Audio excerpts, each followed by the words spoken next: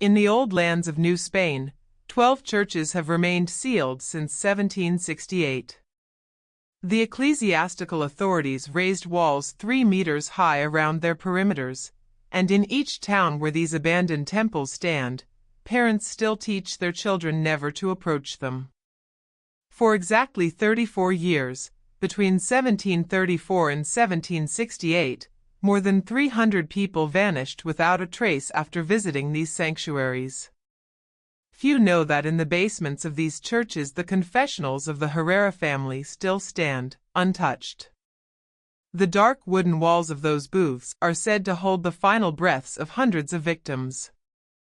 Tonight, for the very first time, we will reveal the true story behind the most perverse dynasty of priests that colonial history tried to erase from its records.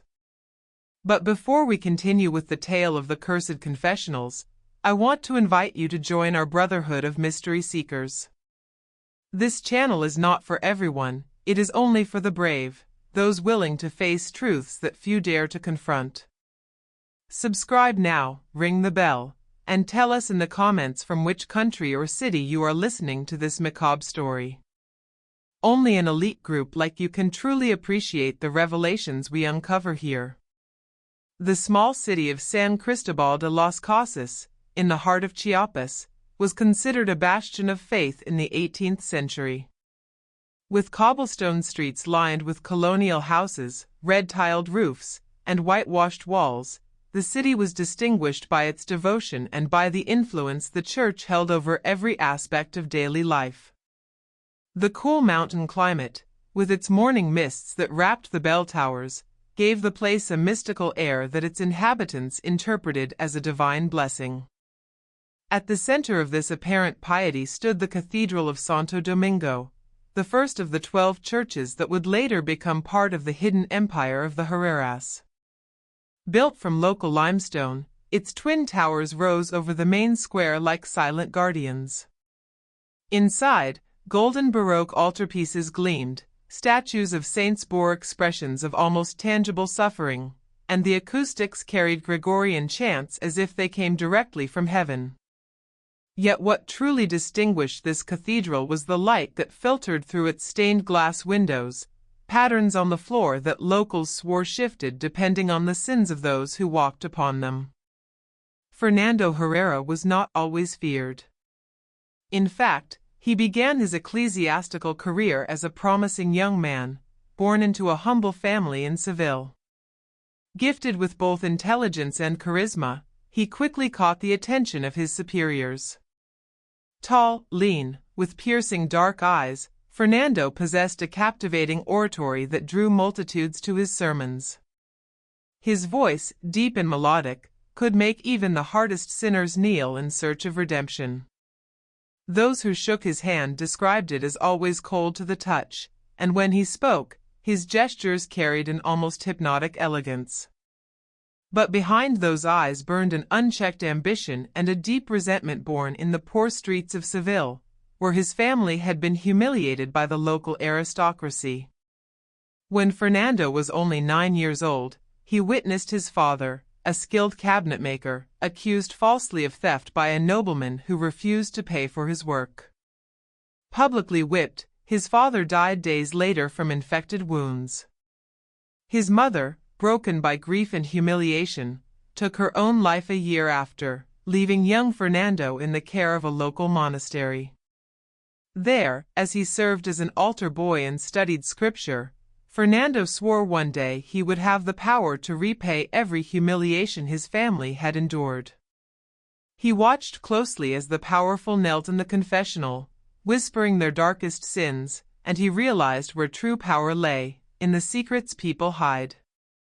The priesthood, he decided, would give him the perfect path to those secrets, the perfect weapon against those he despised. During his years in the seminary, Fernando devoted as much time to studying human nature as he did to theology. He became an expert at detecting lies, the subtle changes in breathing that revealed hidden truths, the nervous flicker of the eyes, the signs of distrust. He practiced the art of inspiring confidence even in the most suspicious penitents. His superiors believed this was devotion to the sacrament of confession, never imagining the darker purposes behind his dedication. At 26, Fernando was ordained a priest and sent to the colonies, officially to strengthen the faith in recently conquered territories. In reality, it was a veiled punishment after one of his superiors noticed his boundless ambition.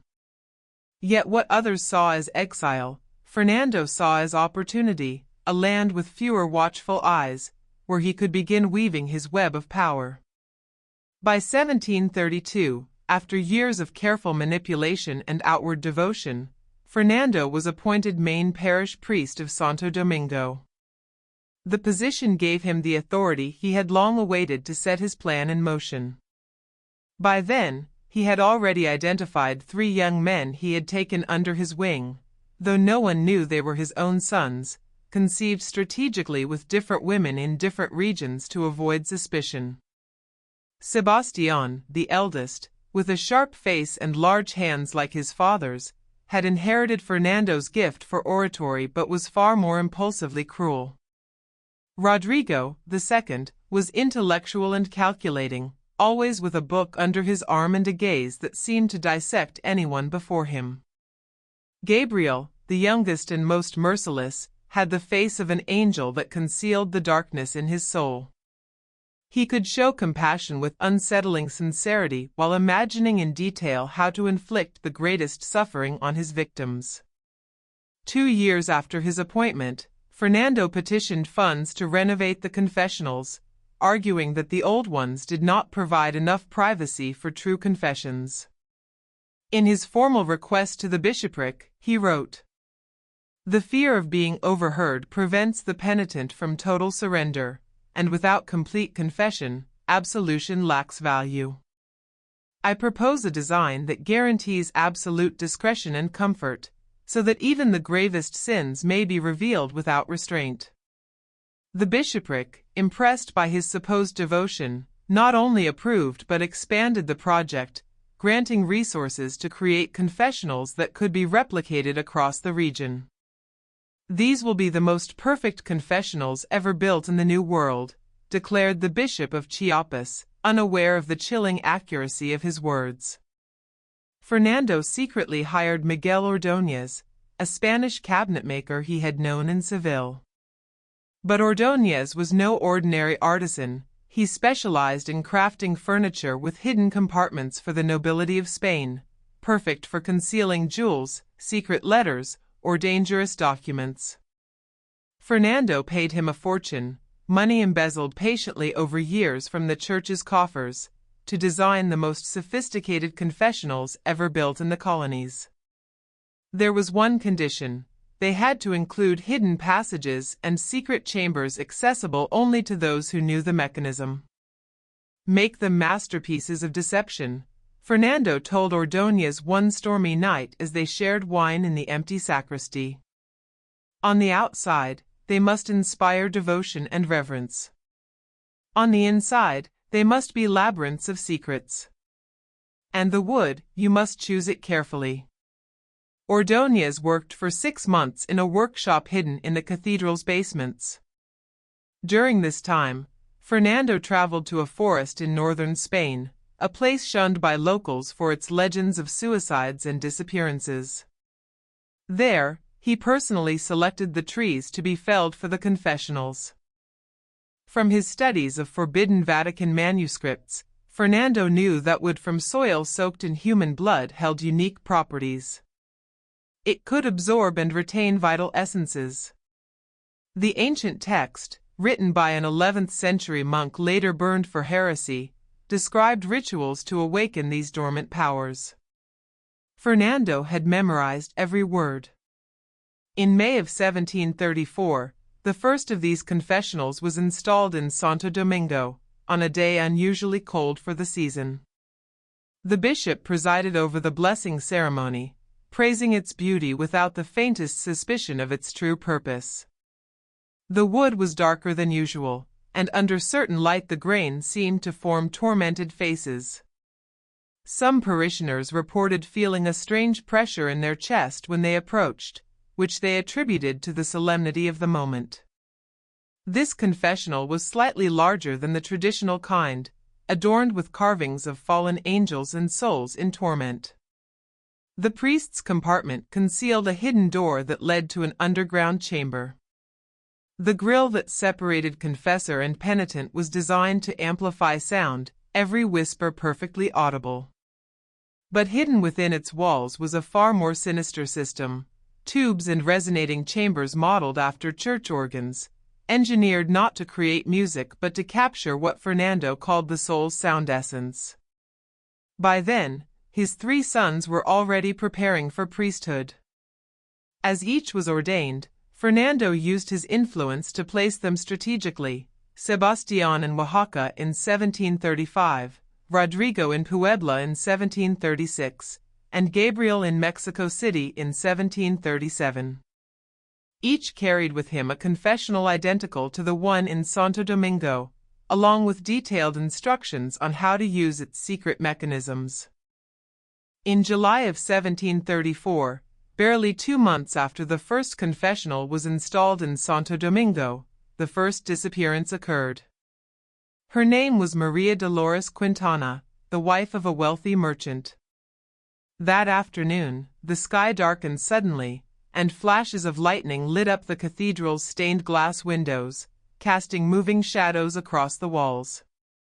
Witnesses saw her enter wearing an elegant dark blue dress and a black lace veil that framed her pale face. But no one ever saw her leave. Maria Dolores was well known in San Cristobal, not only for her discreet beauty but also for her sharp mind. The daughter of a Spanish official and a Criolla mother, she had received an education unusual for women of her time. She spoke 3 languages, played the clavichord with mastery, and was rumored to correspond with intellectuals in Spain and France. Her marriage to Ignacio Quintana, a merchant 20 years her senior, had been arranged for business alliances, but over time the two had grown into a respectful companionship that some mistook for love. That stormy afternoon, Maria Dolores carried with her a small leather-bound diary where she wrote her observations about colonial society. When she failed to return home for dinner, a dinner scheduled with important trade partners, her husband Ignacio immediately reported her disappearance. The authorities investigated superficially, questioning the few parishioners who had been inside the cathedral.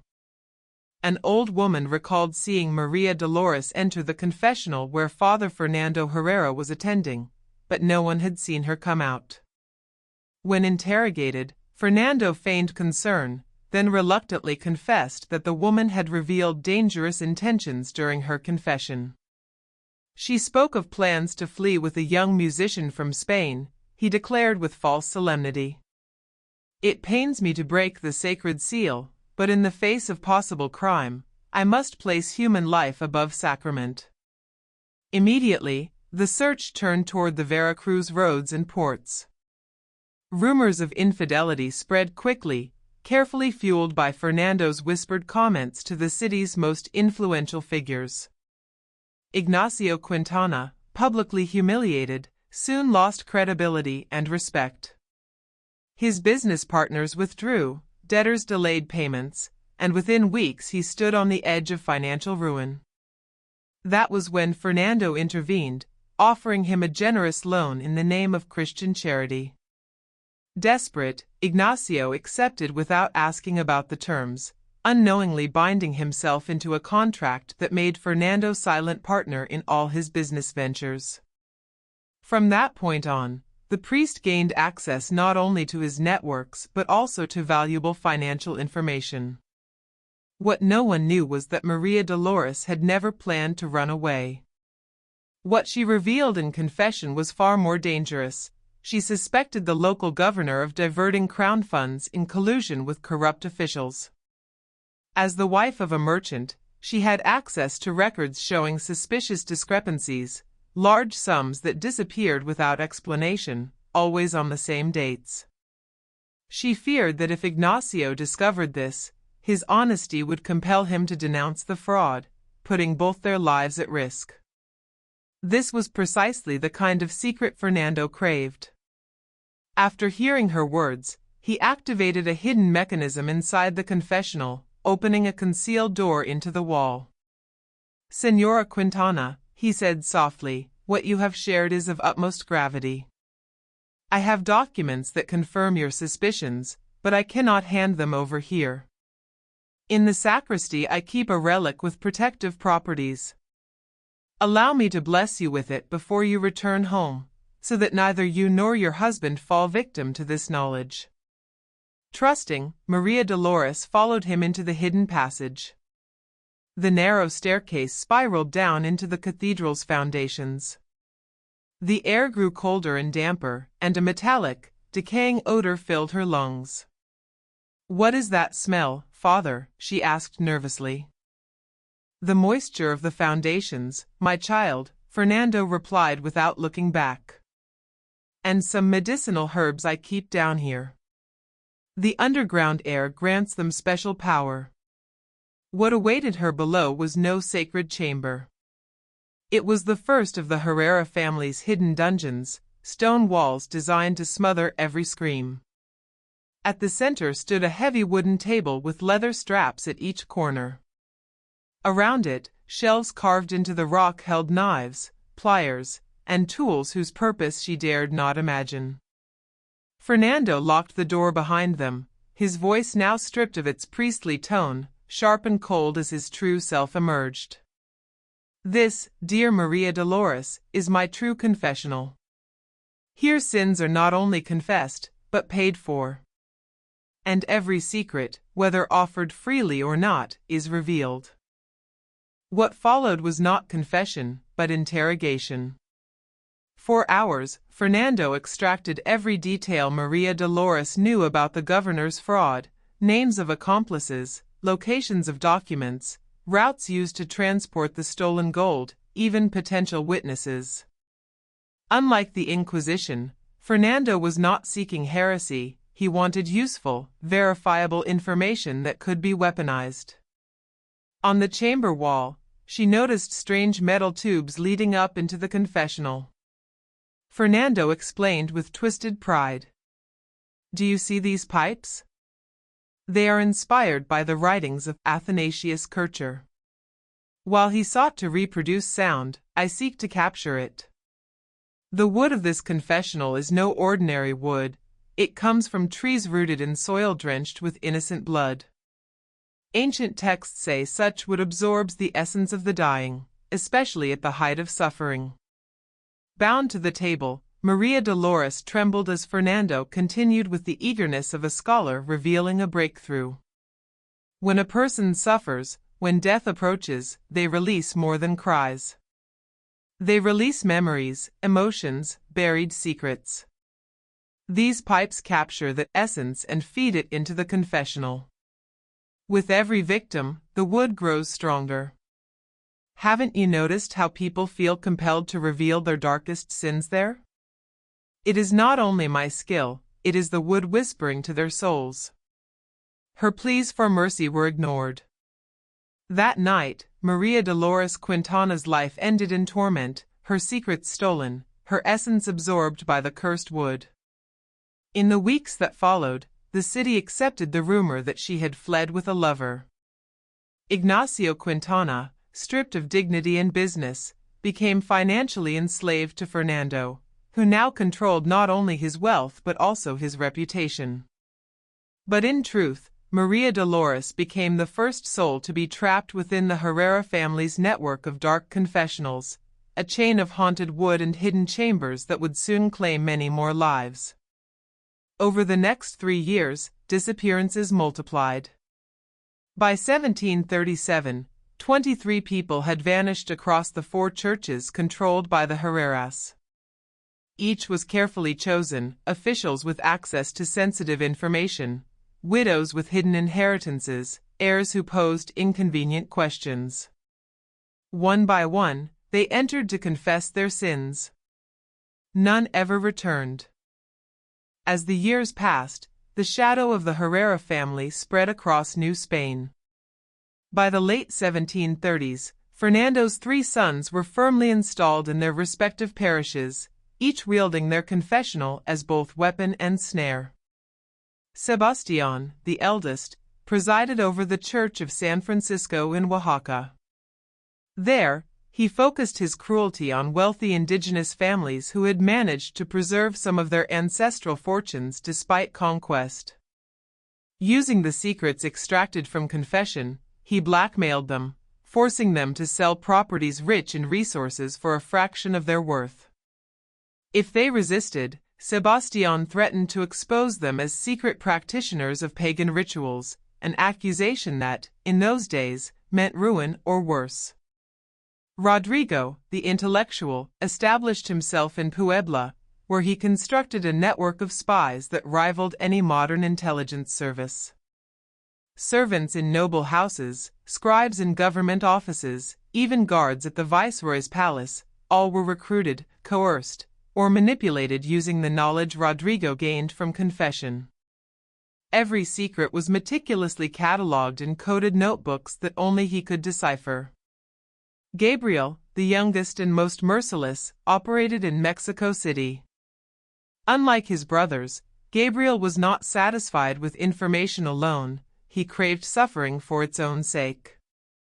His victims were often chosen not for what they knew but for the strength of their spirit.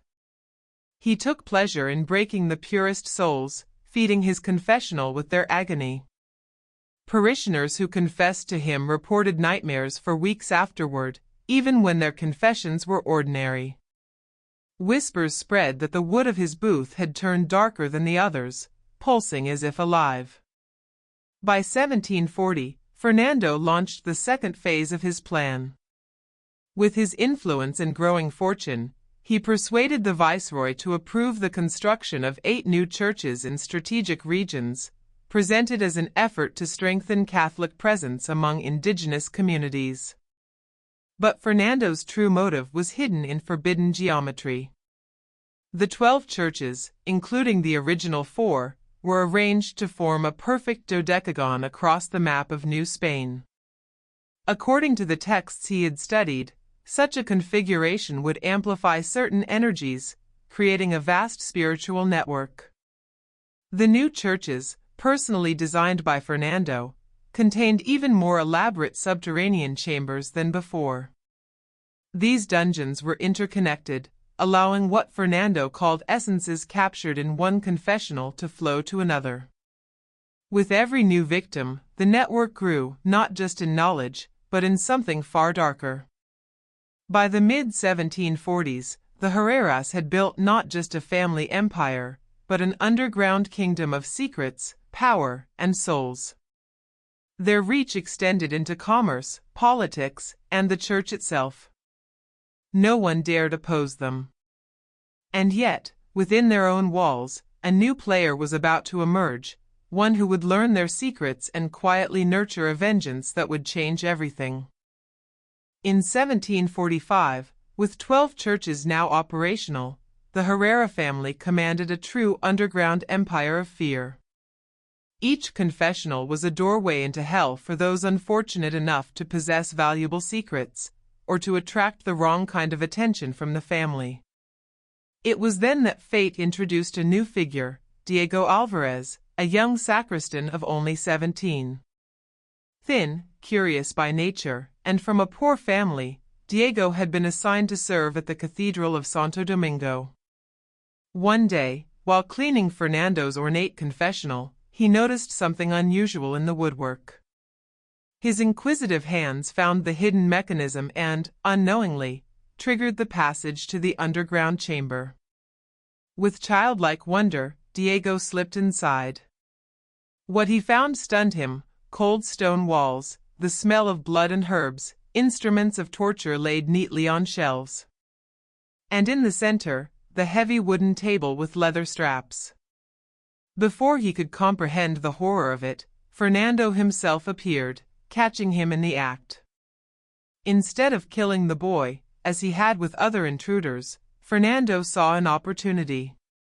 Diego's family was large and destitute, His parents had already given several siblings to monasteries and convents simply because they couldn't feed them all. Gripping the boy by the collar against the damp wall, Fernando gave him a choice. You can join those who never returned from this place, or you can serve me faithfully and ensure your family prospers. Your sisters could have dowries, your brothers apprenticeships with respected artisans. Their fates are in your hands. Terrified, Diego chose survival. At first unwilling, he soon revealed unexpected talent. His quick mind understood the mechanics of the confessionals, and his deft hands proved ideal for refining delicate mechanisms. Over time, Fernando entrusted him with secret knowledge, formulas for special oils used to treat the wood, acoustic tricks to enhance the pipes, even fragments of forbidden texts. But with every atrocity he witnessed, something inside Diego withered. A deep hatred grew, hidden behind obedient silence. He became the perfect servant on the outside, while inwardly cultivating an inhuman patience, waiting for the day he could turn against his master. By the end of the decade, the Herreras believed they had shaped Diego into their most loyal assistant. But in truth, they had created a shadow within their empire, one that would someday bring about their downfall. By the early 1750s, strange whispers began to spread among the faithful. Parishioners reported unsettling experiences inside the Herrera confessionals. An elderly woman in Santo Domingo swore she had heard a second voice, a woman's, speaking alongside Father Fernando during her confession. A merchant in Mexico City left Gabriel's booth trembling, insisting that someone had grabbed his hand through the grill, though the priest sat motionless on the other side. Others claimed they saw fleeting faces of tormented souls replace the priest's visage for an instant, or felt icy chills that sank into their bones. These reports reached the ears of Bishop Martinez, newly appointed to oversee the Diocese of Chiapas. Martinez was no ordinary cleric, robust, prematurely white-haired, with a sharp intellect and a reputation for skepticism. Formerly a professor of theology at Salamanca, he dismissed most so-called miracles and apparitions as superstition. At first, he approached the rumors with the intent of disproving them. Disguised as a simple traveling priest, he visited several of the Herrera churches unannounced. He sat in their confessionals, confessing minor invented sins. Though he detected nothing overt at first, he admitted to feeling a strange unease, something he attributed to fatigue. But when he entered the confessional at the Church of Santa Cruz in Mexico City, where Gabriel Herrera officiated, he experienced something that would change everything. As he whispered his fabricated sins, a female voice breathed into his ear. "My name is Maria Dolores Quintana. He killed me here. My blood feeds this wood. Help me rest." The bishop froze. Gabriel, oblivious, continued listening as if nothing had happened. Martinez forced himself to remain calm, finishing his confession without betraying his shock. The moment he left the booth, he ordered his secretary to begin a discreet investigation. "Search for any record of a woman named Maria Dolores Quintana," he instructed. "Disappearances, deaths, anything. And do it in complete secrecy." The deeper they searched, the clearer it became that records had been altered or erased. Those who remembered Maria Dolores were afraid to speak, their silence heavier than any denial. The bishop's skepticism began to crack. What had started as superstition now smelled of something darker, something real. And unknowingly, he had just taken the first step into a battle against the most powerful and sinister family in New Spain. In 1754, the story of the Herreras crossed paths with a woman destined to play a crucial role in their downfall, Isabel Mendoza. Born into a family of minor nobility in Valladolid, Isabel was unlike the women of her class. From a young age, she had shown a fierce spirit and an insatiable thirst for knowledge. While other girls were taught embroidery and etiquette, Isabel secretly devoured her brother's books, philosophy, natural sciences, even treatises on law. When her parents arranged a marriage with a wealthy landowner twice her age, Isabel defied them openly. Her refusal scandalized her family and society alike, but she did not relent. Instead, she chose independence, the decision few women of her time dared to make. She moved to Mexico City and became known for her intelligence, beauty, and determination. Her striking green eyes and raven hair gave her a commanding presence, but it was her sharp tongue and uncompromising honesty that made her unforgettable. She quickly earned a reputation among the capital's elite as both fascinating and dangerous. It was in this setting that Isabel first encountered Father Fernando Herrera. She attended Mass at Santa Cruz, curious about the priest whispered to have the voice of an angel. When she heard him preach, she understood the rumors. Fernando's voice carried a magnetism that could stir even the most indifferent heart. Yet unlike most who fell under his spell, Isabel felt something different, a resistance, a warning deep inside. Behind his eloquence, she sensed ambition and cruelty. Weeks later, urged by a close friend, Isabel agreed to enter the confessional. She did so not out of devotion but curiosity. She wanted to test the man behind the legend. Inside the booth, her calm voice confessed nothing scandalous, only small doubts and reflections. But Fernando, from the other side, grew increasingly frustrated. His usual techniques, gentle persuasion, leading questions, subtle pressure, seemed to slide off her like water over stone. Finally, he attempted a bolder approach. Lowering his voice, he said, "Señora Mendoza, you are burdened by secrets you do not yet dare to reveal. The confessional is a sacred place where truth cannot be hidden. If you surrender completely, you will find freedom." Isabel paused. Then, instead of yielding, she leaned closer to the grill and whispered with a smile he could not see, "Perhaps, Father, it is you who are hiding the greater secret." The silence that followed was heavier than stone. Fernando gripped the arms of his chair, taken aback by her audacity. Few had ever dared confront him, even indirectly. That night, for the first time in decades, Fernando felt something he had almost forgotten, unease.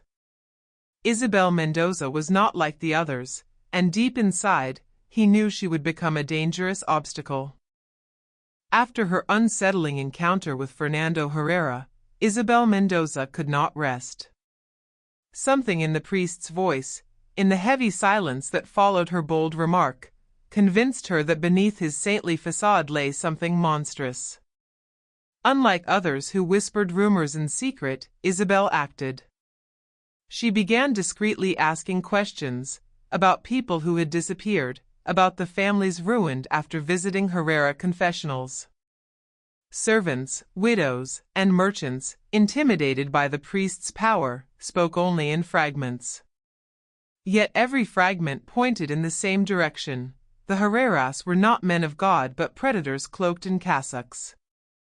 Around this time, she crossed paths with Bishop Martinez, who was already investigating after hearing the spectral voice of Maria Dolores Quintana. Their meeting was almost providential. Isabel, fiery and bold, and Martinez, methodical and cautious, quickly realized they were pursuing the same truth. One evening in the bishop's study, illuminated only by candlelight, Isabel laid out what she had gathered: lists of names, dates of disappearances, testimonies of frightened parishioners. "These are not coincidences," she insisted, her eyes burning with conviction. "Every case ties back to one of the Herrera confessionals. People go in. They do not come out." Martinez, though skeptical by nature, could not deny the growing mountain of evidence. He showed her the notes from his own inquiry, including the chilling words he had heard in Gabriel's confessional. Together, they devised a plan. Martinez would continue his official inspections under the guise of church reform, while Isabel, moving freely in social circles, would collect gossip and testimonies inaccessible to clergy. It was a dangerous alliance. Both knew the risks. The Herreras held power not only in the church but also in politics and commerce. Any misstep could cost them their lives. But Isabel, with her fearless spirit, dismissed the danger. If no one stops them, how many more will vanish? How many more voices will be trapped in that cursed wood? For the first time, Martinez felt that his mission was no longer his alone. Isabel's determination gave him strength. And in secret, the two began building the first true resistance against the Herrera dynasty. While Isabel and Bishop Martinez carefully wove their alliance, another figure was quietly watching, torn between fear and hatred: Diego Alvarez, the sacristan Fernando had once spared. Years of servitude in the cathedral's shadows had made Diego both witness and accomplice to horrors no human should endure. He had carried candles into dungeons, polished wood stained with the cries of the dying, and even assisted in maintaining the hidden mechanisms of the confessionals. Outwardly obedient, inwardly he lived with unbearable guilt and a growing thirst for vengeance. One night in 1756, while Isabel was leaving a gathering at a noble house, Diego approached her in secret. His eyes darted nervously around the darkened street before he whispered, "You must be careful. The Herreras are watching you." At first, Isabel thought him a spy. But then he revealed details only an insider could know, about hidden passages beneath Santo Domingo, about the table with leather straps, about the pipes that carried not just voices but souls. Shaken, Isabel asked why he was telling her this. Diego's answer was simple, almost broken. "Because I helped them. And I can't carry this sin alone anymore." Over the following weeks, Diego risked everything to meet with Isabel and Martinez in hidden places, abandoned convent cloisters, candlelit corners of libraries. He described the construction of the confessionals in detail, sketched diagrams of their secret chambers, and revealed how victims were lured inside. Martinez, though cautious, realized Diego's knowledge was invaluable. With his testimony, the bishop said gravely, "We can finally prove the truth. But we must protect him at all costs. If the Herrera suspect, he will not live to see another dawn." For Diego, this alliance was both redemption and condemnation. Each time he shared what he knew, he felt the weight of his guilt ease, yet he also knew he was placing a target on his back. From that moment, the resistance was no longer just two voices in the dark. It had become a trio, bound not by blood but by the shared certainty that the Herreras' empire of shadows had to end, even if it meant their own destruction. By 1758, Bishop Martinez had gathered enough evidence to attempt the unthinkable, a formal denunciation of the Herrera family before the ecclesiastical tribunal of New Spain.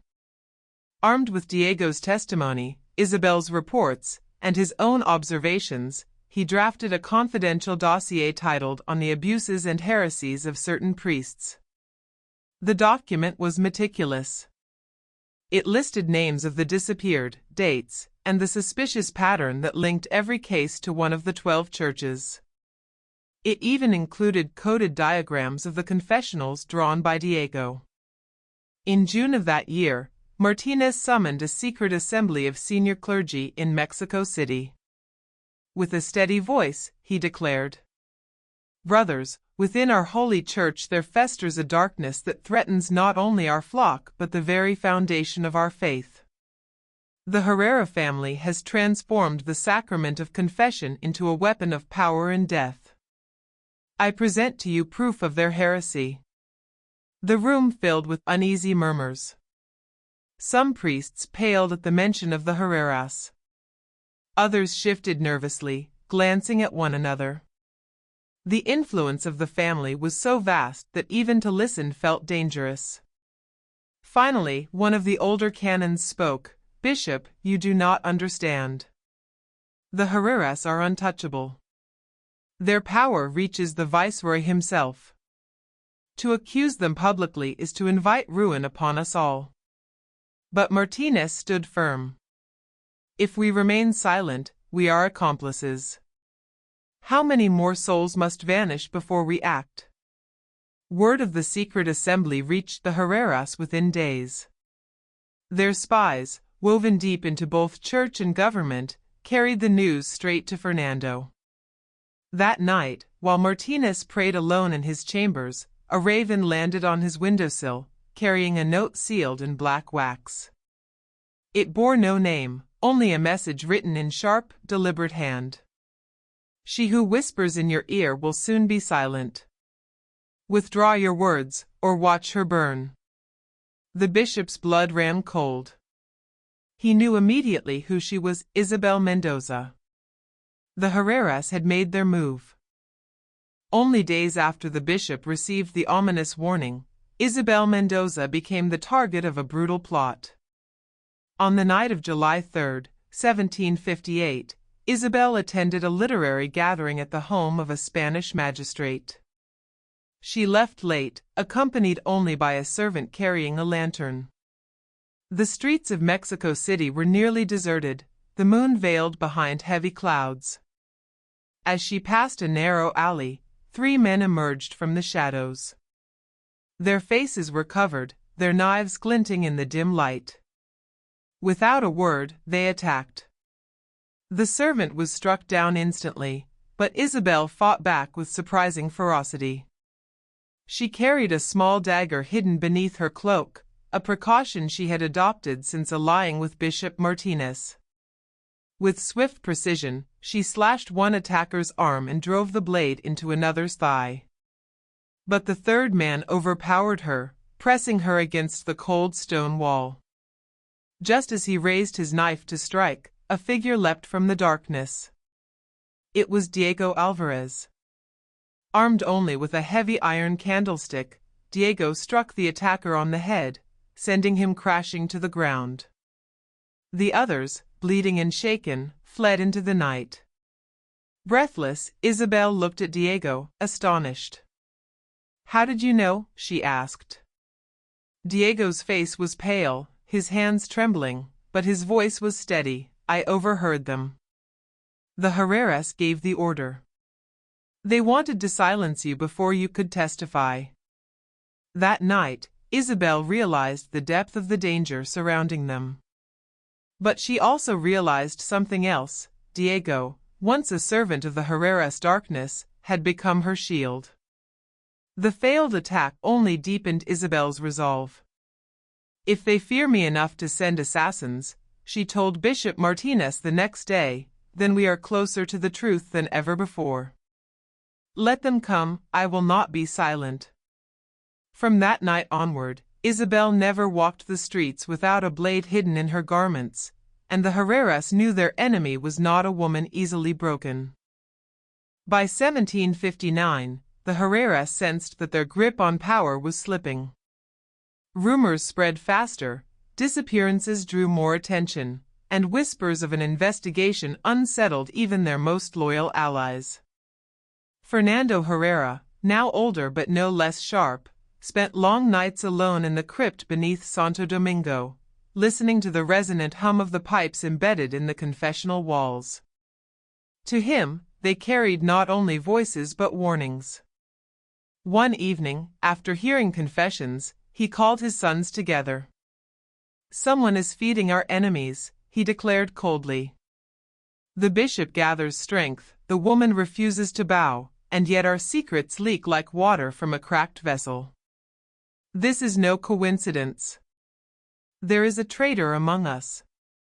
Gabriel, always quick to anger, immediately accused certain minor priests. Rodrigo suggested spies from rival families. But Fernando's eyes lingered on one name that none dared to mention aloud: Diego Alvarez. For years, Diego had been their shadow, cleaning chambers, repairing mechanisms, even carrying out errands too delicate for outsiders. Yet Fernando, with his uncanny instinct for lies, had noticed subtle changes: the boy's downcast eyes when Isabel's name arose, the hesitation in his voice when speaking of the bishop, the small mistakes in his duties that hinted at divided loyalties. To test him, Fernando devised a cruel experiment. He ordered Diego to accompany Gabriel during a special confession of a wealthy widow rumored to hide gold from the crown. As always, the confessional door closed, and the hidden passage was opened. Diego, pale, watched as the woman was bound to the stone table. Gabriel handed him the knife. "The honor is yours," he sneered. Diego's hands shook violently. He muttered a prayer under his breath, then dropped the blade to the floor. I cannot." Gabriel's eyes blazed with fury, but Fernando only raised a hand to silence him. Instead of punishing Diego, he studied him with a cold, calculating stare. That night, Fernando wrote a single line in his private journal. "The boy is the crack in our foundation. And every empire falls through its smallest cracks." From that moment, Diego lived under invisible chains. The Herreras did not confront him openly, but Fernando's suspicion grew like poison. The young sacristan knew his time was running out, and that he had to act before they did. By 1760, Diego Alvarez knew he was living on borrowed time. Fernando's piercing gaze followed him everywhere, and Gabriel's sadistic grin seemed to promise that one day the knife he had refused to wield would be turned against him. Each night, Diego returned to his small cell with shaking hands and a pounding heart. He had helped polish the cursed wood, heard the final screams of the victims, and seen the lifeless bodies disappear into tunnels that seemed to swallow them whole. The guilt weighed heavier than chains. One night, after the cathedral bells struck midnight, Diego slipped into the underground chambers alone. Carrying only a lantern, he moved quickly through the damp corridors. He knew the layout better than anyone, every false wall, every hidden latch. In a small alcove, he retrieved what he had hidden for months: fragments of cloth torn from victims' garments, a rosary stained with blood, and a notebook filled with coded diagrams of the confessional mechanisms. He had drawn them carefully by candlelight, copying even the smallest detail of the pipes and secret doors. The next evening, under the pretext of delivering a message for Father Fernando, Diego arranged to meet Bishop Martinez in a side chapel of an abandoned convent. Isabel was there too, waiting in the shadows. When Diego revealed the items, Isabel gasped. "This is proof," she whispered. "At last, no one can deny it." The bishop examined the diagrams with trembling hands. "With this, the tribunal will have no choice but to act. You have done a dangerous thing, my son." Diego lowered his head, his voice heavy with shame. "I am guilty of silence for too long. If I die for this, let it be my penance." From that night, Diego was no longer just an informant, he became the key witness in the secret case being built against the Herrera dynasty. But as the trio plotted their next move, none of them realized that the Herreras already suspected. And in the crypts of Santo Domingo, Fernando had begun preparing a ritual meant to silence all opposition forever. In February of 1768, as snow covered the mountains and an icy wind swept the cobbled streets of San Cristobal de las Casas, Isabel Mendoza was dragged into the city's main square. She wore the yellow San Benito robe that marked those condemned for witchcraft. Her body bore the scars of months of inquisitorial torture. Once radiant and youthful, her long black hair had turned shockingly white, though she was barely 20. Yet her eyes burned with an unbroken intensity, as if they could pierce through the veil of death itself. At the center of the square, a pyre had been erected. The crowd gathered, some in religious devotion, others out of morbid curiosity, many simply forced to attend in order to prove their faith. Fernando Herrera and his 3 sons watched from a privileged position, dressed in their finest priestly robes, their faces a mask of solemn piety that hid their satisfaction. When Isabel was tied to the central post, she was offered the traditional chance to confess her sins one last time. To everyone's surprise, including the Herreras, she agreed. Fernando himself stepped forward, certain of victory, eager to hear her final plea. He leaned in, expecting either desperate curses or tearful begging. In his arrogance, he did not notice the faint green glow emanating from beneath the pyre, where Diego, following Isabel's secret instructions, had buried the jade amulet the night before. Isabel's last words were uttered with a clarity so sharp that even those at the farthest edges of the square could hear them. Though spoken softly, as if only to Fernando, they carried like a curse across the plaza. "The wood you have fed with suffering shall speak for me. Every whisper in your confessional will be answered by the dead. Every secret you have stolen will be revealed. Every soul you have imprisoned will be freed. And you, Fernando Herrera, and your blood-corrupted sons, shall remain trapped between worlds, neither alive nor dead, forever hearing the screams of your victims. As you turned confession into torment, so shall torment be your only confession." A deathly silence fell over the square. Even those who mocked superstition shivered. For the first time in decades, Fernando recoiled, visibly shaken. In desperation, he gave the order to light the pyre, desperate to silence her forever. The flames rose unnaturally fast, engulfing Isabel. Witnesses later swore that for a brief moment the fire burned green, and instead of screams, a chant in some ancient tongue filled the air. Her body was consumed with unnatural speed, leaving only ashes that the wind scattered across the plaza. Bishop Martinez, stripped of his authority but not of his resolve, had witnessed Isabel's execution from the crowd, disguised as a peasant. Tears streamed down his face as he watched her burn, but instead of breaking him, her sacrifice forged his determination. He now understood. Defeating the Herreras required proof so overwhelming, so irrefutable, that not even their vast web of influence could silence it. That same night, he sent a secret message to Diego Alvarez, Fernando's assistant, the boy who had grown into a man under the shadow of horror. They met in a crumbling hut at the edge of the city. The bishop offered him 2 things: protection and, more importantly, absolution for every sin he had committed under Fernando's command. Diego, his face hollowed by years of guilt and hatred, did not hesitate. "I have waited for this moment for 15 years, he confessed, his voice breaking. "I have been complicit in unspeakable atrocities. My soul is stained beyond redemption. But all these years I have been preparing. I have memorized every secret, mapped every tunnel, hidden what others would have destroyed. If God still has mercy for me, let it be in this. I will give you what you need to destroy them." Over the next 3 months, Diego worked in secret, gathering everything. Documents stolen from Fernando's private study. Maps of the labyrinthine tunnels beneath the 12 churches. Personal relics from the victims, rings, medallions, rosaries, even locks of hair that Fernando had kept as trophies. But the most disturbing of all was a journal, bound in human skin, written in Fernando's own hand. In it, he described the true purpose of the cursed confessionals, the belief that the wood, soaked in blood and treated with forbidden oils, could absorb souls.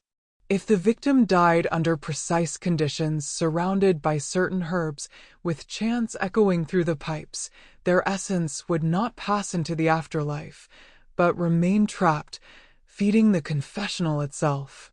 Fernando's ultimate goal was nothing less than the creation of a network of omniscient consciousness, a lattice of stolen souls, whispering secrets across the 12 churches. On May 12, 1768, Diego placed all the evidence inside a chest sealed with blessed wax and handed it to Bishop Martinez. "This contains everything," Diego whispered. "Enough to destroy them. But you must act with extreme caution. The Herreras have eyes and ears everywhere. If they suspect even for a moment, we are both already dead." That very night, Diego disappeared. Some whispered that Fernando discovered his betrayal and made him the final sacrifice. Others believed that Martinez helped him escape to Spain under a false identity, where he lived out his days in a remote monastery, begging God for forgiveness. The truth was never known. Bishop Martinez knew he could not trust local channels. The Herreras' reach extended into the Inquisition, the magistrates, even the nobility. If the evidence traveled through ordinary messengers, it would vanish or, worse, be turned against him. So he turned to a Basque merchant, a man of unshakable honesty, whose caravans supplied the diocese. Without telling him the true nature of the cargo, Martinez entrusted him with the sealed chest and gave him strict instructions: deliver it directly to a single cardinal in Rome, a man known for his incorruptibility and his knowledge of heresy and the occult. The voyage was plagued by strange omens. Unseasonal storms battered the ship. At night, the merchant swore he heard whispers in unknown tongues rising from the hold where the chest lay hidden. Twice, ghostly pirate vessels appeared from nowhere, only to vanish as quickly when the crew prepared to fight. The captain, a hardened sailor of 30 years, admitted he had never experienced such a voyage. And yet, despite these terrors, the chest reached Rome. The merchant delivered it into the cardinal's hands. Inside lay the damning evidence: coded maps, journals bound in human flesh, relics of victims, and Fernando's unholy writings on capturing souls in wood. The cardinal wasted no time. He bypassed bureaucratic channels and presented the case directly to the Holy Father. When the Pope himself read the documents, he was horrified. The scale of the crimes, the blasphemous rituals, the centuries of silence, this was not merely heresy. It was a corruption that threatened both the Church and the salvation of countless souls. Rome's response was immediate and absolute. By July 1768, papal envoys had already set sail for New Spain. They did not travel as priests, but as merchants, scientists, and artists to avoid suspicion. Only upon reaching Mexico City did they reveal their true mission, backed by sealed papal orders and direct support from the Spanish crown. For the first time, Fernando Herrera's empire of shadows was about to face the light. At dawn on a Sunday in July 1768, the plan was set in motion. 12 churches, each a fortress of secrets, were surrounded simultaneously. Soldiers loyal to the viceroy, alongside inquisitors sent directly from Rome, sealed every entrance. No one could enter. No one could escape. Inside the Cathedral of Santo Domingo, Fernando Herrera prepared for morning mass. To his parishioners, he looked like a devoted old priest. But in the crypt below, he was something else entirely. Witnesses would later testify that when the soldiers broke into the underground chambers, they found him in the middle of a ritual, mixing fresh blood with the oils used to treat the dark wood of the confessionals. He was chanting in a language no one recognized, his hands smeared crimson, his eyes wild. The confessional itself seemed to respond. Those who stormed the chamber swore that the carved faces in the wood shifted, mouths opening as if to scream. A chorus of wails echoed through the pipes. Several soldiers, hardened veterans of war, dropped their weapons and fled in terror. Fernando was dragged out by force, his vestments soaked in blood. His sons were seized in their own parishes. Sebastián, found asleep on a bed woven from the hair of his victims. Rodrigo, discovered in his private study, transcribing coded secrets extracted through torture, ready to blackmail half the colony. Gabriel, the most disturbing of all, his body partly fused into his confessional, as if the wood had begun to absorb him. When the soldiers tore him free, the structure let out a moan that froze the blood of every witness. The 12 underground chambers revealed horrors beyond imagination. More than 300 bodies were found, some skeletal, others preserved through unspeakable means. Journals cataloged every interrogation, every manipulation, every stolen secret. And in each chamber, the same blasphemous mechanism, pipes designed not to carry air, but to channel the dying screams of victims into the wood. In Gabriel's church, the soldiers uncovered something worse, a laboratory where he had attempted to merge human flesh with the cursed wood, creating grotesque hybrids he described as living gateways. The Herreras were shackled, their reign ended. But what had been unleashed within those confessionals could not be so easily bound. Fernando Herrera and his 3 sons were tried in absolute secrecy. The tribunal, composed of papal inquisitors, heard confessions so grotesque that even the most hardened men of the Holy Office trembled. The guards later whispered of unnatural occurrences during the trial. The 4 men often spoke in perfect unison, as if one voice. At times, their tones shifted, sounding like dozens of other voices speaking through them, men, women, even children. On more than one occasion, their skin appeared to ripple, darkening with the texture of the same cursed wood that lined their confessionals. The verdict was inevitable. The Herreras were condemned to death by fire. But unlike Isabel, their execution was carried out in private. No crowd, no spectacle, only a handful of chosen witnesses. Their bodies were reduced to ash, mixed with quicklime, and scattered so that not a trace remained. Their names were erased from public records as though they had never existed.